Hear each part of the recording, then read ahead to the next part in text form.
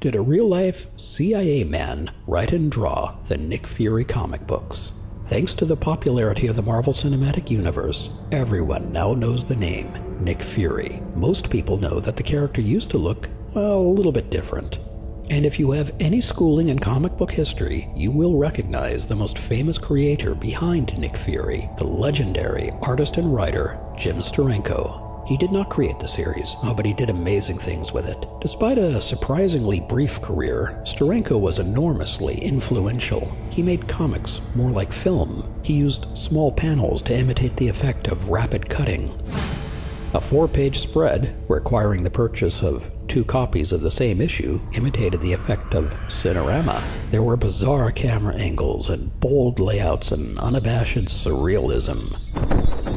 Even then, readers were given to understand that Jim Steranko had a strange and mysterious past. He grew up in a rough neighborhood. He was no stranger to violence and danger. Before he joined Marvel, he had been another type of artist, an escape artist, the Houdini of his generation. He was also a fire eater, a magician, a gymnast, a rock and roller. Rumor has it that he did some other things that one does not normally put on one's resume, and that's the mystery I'd like to examine here.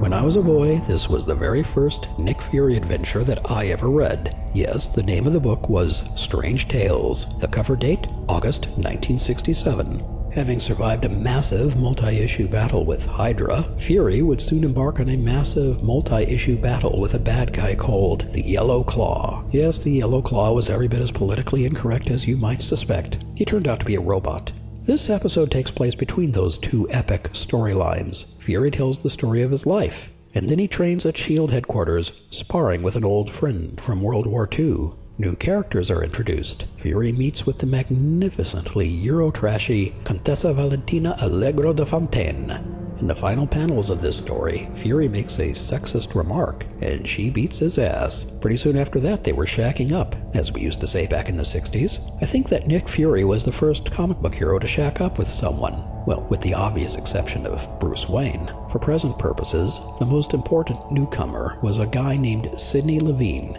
nicknamed the Gaff. At least that was his nickname in the first issue. In later issues, he was called the Gaffer. He functions as the equivalent of Q in the James Bond movies. Basically, he's the mad scientist who provides Nick Fury with all of those amazing new toys. I reread this book nearly 50 years after it first appeared, and I felt the shock of recognition. Sidney Levine bears a strong resemblance to the man who held pretty much that exact same job in real life, in the CIA.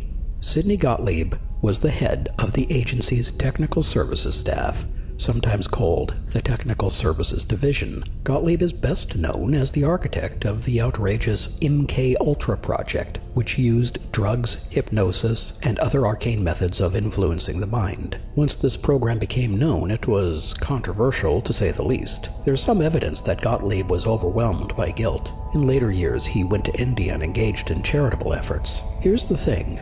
Gottlieb was outed to the public in 1975. I have not been able to find a single public reference to Sidney Gottlieb before that year, when he was called to testify before a House subcommittee.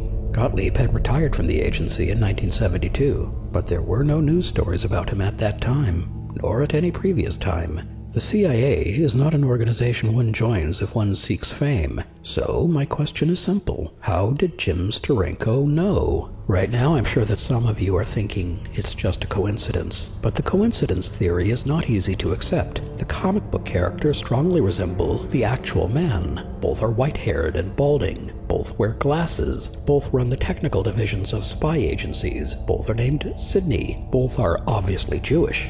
I now direct your attention to a book titled The Official CIA Manual of Trickery and Deception by H. Keith Melton and Robert Wallace, both of whom have backgrounds with American intelligence. This book explains how Gottlieb's division incorporated much of the trickery devised by professional magicians and escape artists, especially with John Mulholland, who was quite famous back then. I should say that young Jim Steranko had never achieved a great deal of fame as an escape artist, but he did earn the respect of his fellow professionals. One chapter of the Melton Wallace book even gives us a quotation from escape artist Jim Steranko. Anything that one man can lock, another can unlock. I decided to do a little more research into the mysterious Jim Steranko. My first stop was this 1971 Rolling Stone story on Marvel Comics, an article I recall reading as a boy. In this piece, we learned that Jim Steranko became an escape artist while still a teen. To generate publicity, Steranko would arrange to escape from locked jails, even after being handcuffed and frisked thoroughly by the cops. He accomplished this trick by hiding lock-picking equipment of his own design in a certain body cavity that most cops would hesitate to search. Now, the CIA manual referenced above contains an illustration of a tube that agents in the field were supposed to secrete in this same very intimate place. The tube was 4 inches long. It contained saws, picks, and other useful items. Yes, 4 inches. The Bond movies might have been more accurate if Sean Connery had walked bow-legged. According to this manual, CIA agents were also fitted with false scrotums, in which they could hide various items. Whatever else you might say about the agency, those guys sure had balls. I suspect that Jim Steranko first came to the CIA's attention via a magic club in New York City. It was called the Witch Doctors. There he met Orson Welles. In this interview, Steranko recalls his first night at that club. Quote, "Magic for magicians is in a class by itself. I borrowed a deck of shuffled cards and I did the impossible, dealing one card at a time off a face-down deck onto the table. Never looking at their faces, I separated them into 2 piles, determining the color of each, simply by feeling the ink with my fingertips. No cheating, no gimmicks. They would have caught me cold. It was as close to real magic as they would see that day." Now, this interview presents us with a bit of a chronological problem. Steranko places this incident in the early 1970s, but I know from other sources that the club's heyday dated from the late 1950s into the mid-1960s, so it probably took place during that period of time. We also know that a leading member of the Witch Doctors was John Mulholland. At the time, nobody knew that John Mulholland worked for the CIA throughout that period. Did he in fact recruit Jim Steranko to work for CIA? Did Steranko work for Gottlieb? Did Steranko have Gottlieb in mind when he created the Gaffer? Personally, I would file these questions under things I could not prove in a court of law, but which are definitely the right way to bet. Here's another interesting note. The first Nick Fury artist was the unparalleled Jack Kirby. Later, Kirby created a character named Mr. Miracle.